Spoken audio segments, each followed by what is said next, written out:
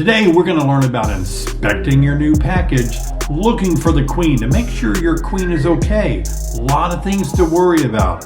Did the queen make it out of the cage? Did they eat through the candy? Is she laying yet? Should I go in now or should I wait a few more days? We're going to answer those questions starting right now. And then that allows some of these combs, if not all of them, to be drawn out a little bit wider. The idea behind it, if you have 9 frames, the bees may pull out the comb on each frame a little wider. What's up? I'm David Burns, and if you'd like to keep healthier bees and avoid some horrible mistakes in beekeeping, please subscribe to my channel, click on the bell so you'll be notified each time I make a new video that will help you be the best beekeeper that you can be. Well, today we're going to jump into a hive, a new package that's just been installed. I want to walk you through this because I want to help you understand how do you look for the queen? How do you know how long to wait before you open up a hive? You don't want the hive to abscond. I mean, if you open it up too soon after installing the package, maybe they think that's not a good place to be. They might all leave, right? Somebody lifted the lid. This big person's looking inside.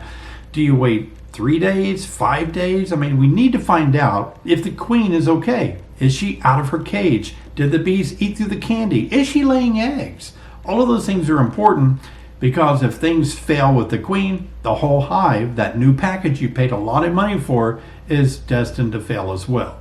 So today we're going to jump into a hive and I'm going to show you what I do as a certified master beekeeper to make sure all is well with the queen in my new package. But before we do, I want to thank all of you that responded to the 3 questions that I asked. We have a winner as well. The winner has been notified and they are a really sharp cookie to know the answer. The answers to the 3 questions that I asked, by the way, I showed a tool that we use to actually seal off the winter bee kinds. And many of you said we use those to seal off the packages for the additives that we sell. No, those are self-sealing and they have a Ziploc kind of a top to them that you can reuse. Only the winter bee kinds are sealed with that melting kind of device. On the second question, that tool that was orange, many of you got that correct. So you can just take this and run it like this and it spaces out these 9 frames really nicely. And then that allows, we think, some of these combs, if not all of them, to be drawn out a little bit wider where you can get more honey. We believe that if you have 9 frames in your honey super, that you'll be able to maybe harvest more honey. The idea behind it, if you have 9 frames, the bees may pull out the comb on each frame a little wider. That makes the cells a little deeper and it could allow you to have more honey even though you're losing a frame. It just might work out that way. I've never tested it. I mean, I've done 9 frames and it does make them wider, but I've never did a comparison about 10 frames versus 9 frames to see if you get more honey or not. But anyway, some people believe it. That's what the tool's for. And finally, the last scene that I showed you in my test that I gave you was a proventriculus. It's a proventricular valve that actually pulls grains of pollen out of the first honey stomach into the second honey stomach. Many of you call this honey storage. That you called it a place that the bees store honey, and that's really not. It's not something in them where they store. It's actually pulling good nutrients such as the proteins found in pollen into that second gut where it's then absorbed in the stomach wall. And we have a winner on that. So thanks so much. I want to do this again because I think a lot of you learned a lot. Keep an eye out. I've got another good question I'm going to have in an upcoming video. Also, we're going to jump right into a hive right now, and I'm going to show you about this queen and how to look for your queen and really give her a good assessment after you install your package, because man, it's been kind of cold in the midsection of the US and north, and that has delayed some of these queens getting out of their boxes, their cages soon enough, and some of them are perishing because they're kind of stuck in that cage. So let's get into a hive. Let's take a look.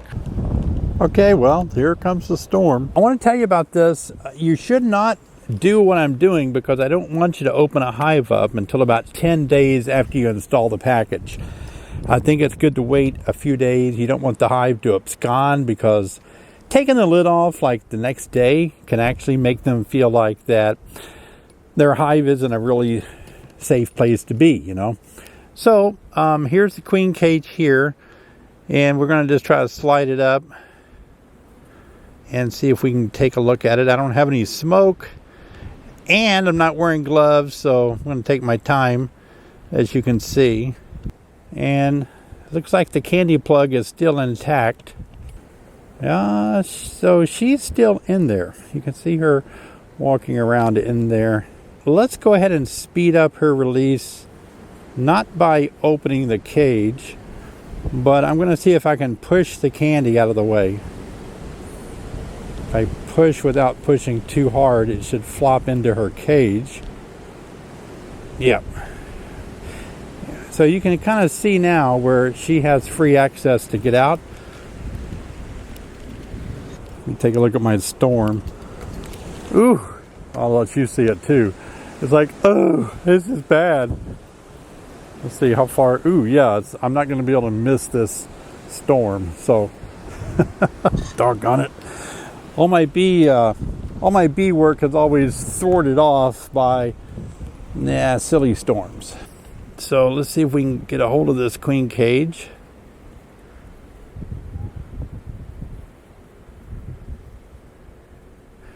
There are a lot of bees that are in there. I'm not going to put the nail in it because I don't want it to actually poke any of the bees or the queen that's in there. So I'm just going to kind of place it softly, carefully between two frames, enough to put the top on. All right, so you see what I've done there. We'll check back tomorrow. If it's not too rainy, I'm supposed to get bad weather, rain, cold weather for a few days now. So I may not be able to get in here tomorrow. All right, let's take a look at our hive again. The new package that we're following. I didn't look at it yesterday. So this is about 3 or 4 days since we installed the package.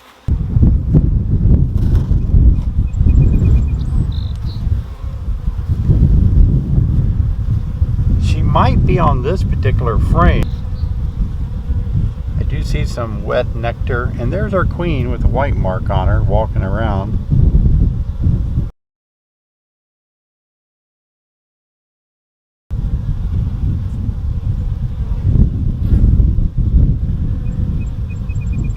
So everything is good there.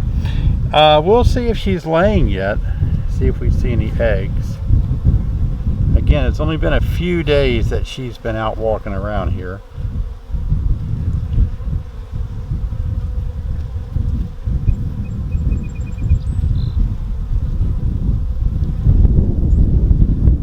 Oh, she's looking in a cell, hoping she'd back up and lay an egg. Still might be a little too early for her to be laying eggs.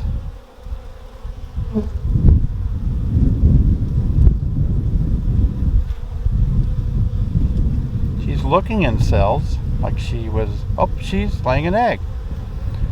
So you see her abdomen drop down in there. She's laying an egg right now, so bees are gathering around her. That circle of bees around her as she lays that egg is called a retinue. They tend to her and feed her and take care of her.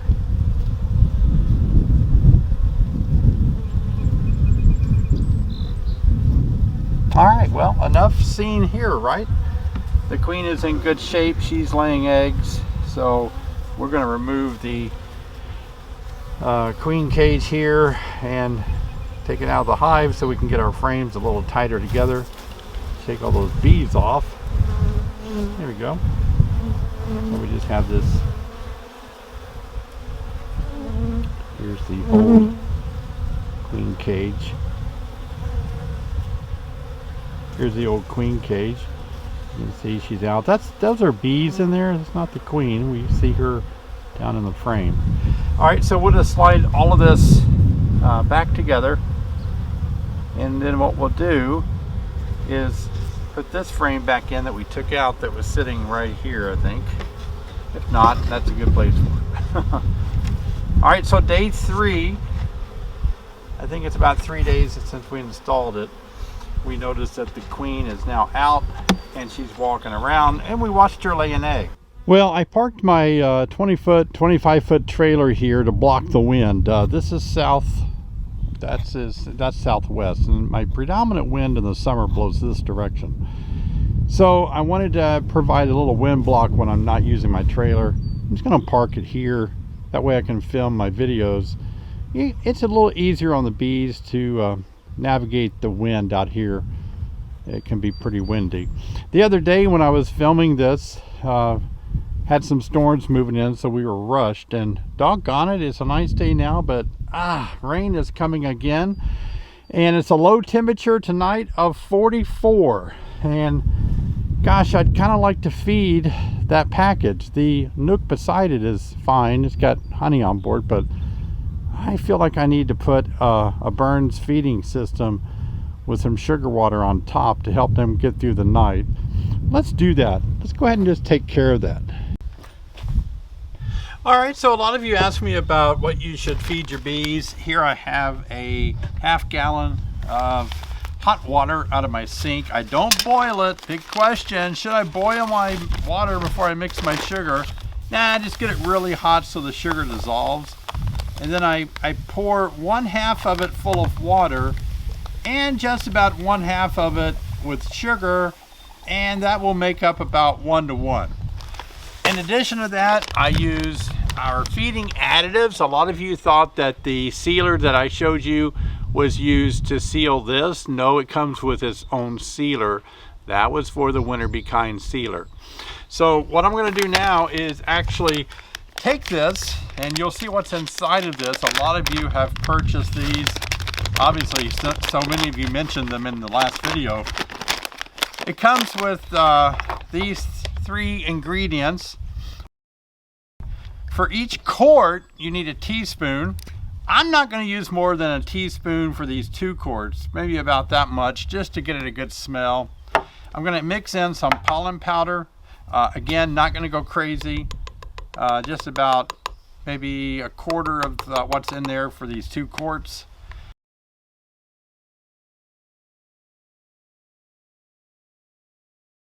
A little bit of that, not much, about that much.